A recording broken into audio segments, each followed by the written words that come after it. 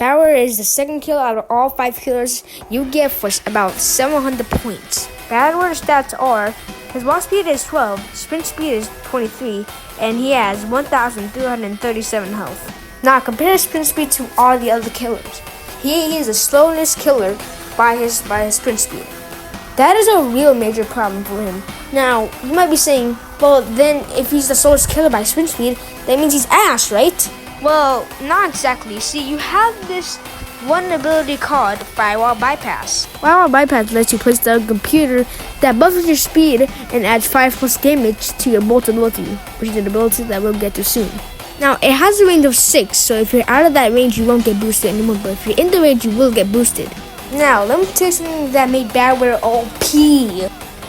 You see, when Dive Death was still in its early stages, when you place it on a computer, it boosted you by the whole round. I'm not kidding, it boosted you by like a whole round. And you can have up to 6 computers, but too bad I don't do that anymore. And they do like the thing we have today, so be happy about that. But don't get too excited. Survivors can counter this by like doing a mini game by tapping the computer about 10 times. So don't get really excited.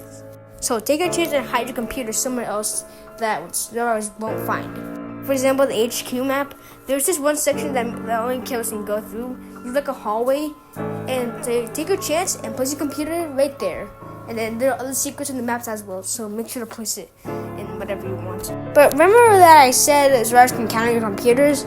Let's say you are being the shit out of a survivor, and the survivors are missing their computers. So what do? You see, you have this funny little ability called Rift. Rift makes you teleport to the computer where survivors are near. So basically, you teleport to that computer, but in the process, your computer gets destroyed. Now, if you hit a survivor with this, they'll get a bleeding effect over time, dealing about 10 damage. Don't abuse this, or at least use it like a billion times without reasons. Because I've seen so many Badware users abuse this for just speed. I get that's everyone's problem, but it can lead to some problems like less computers will make you really slow. And that's everyone's problem with Badware. So I recommend you don't use it way too much. Unless if like you're in mid-chase and a survivor is near a computer, you can just teleport to that computer. So only use it for like real purposes. Like don't abuse that. So cause I ain't cool with that. Cause yeah. Now the last ability is called Bolt. It's where you wind up a charge and so you head down, and of course you charge at them, which deals about 10 damage if you hit a survivor. Now if you hit a survivor, they will get flinged backwards, but you are very vulnerable to stuns after you stand up. So I recommend you watch out. Now you might be saying, but Angel, it only does 10 damage, so what's the point of even doing that?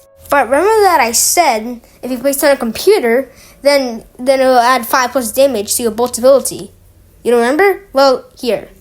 That buffers your speed and adds 5+ damage to your Bolt ability. Let's say you have 5 computers down, and let's say that it's 5 times 5 equals 25, and plus 10 equals 35. So basically your Bolt ability will do 35 damage in total. So yeah, that is a quick rundown for Bolt ability. So yeah. In a summary, I wouldn't call Badware very difficult. I'll call him semi-difficult because he's not really that hard to learn. His only problem is just his speed, which everyone complains about. And if you get used to him, he's really easy to use. So I recommend you use him until you get used to him. So yeah, that is all for my Badware guide. And I hope you guys enjoyed this guide. Goodbye.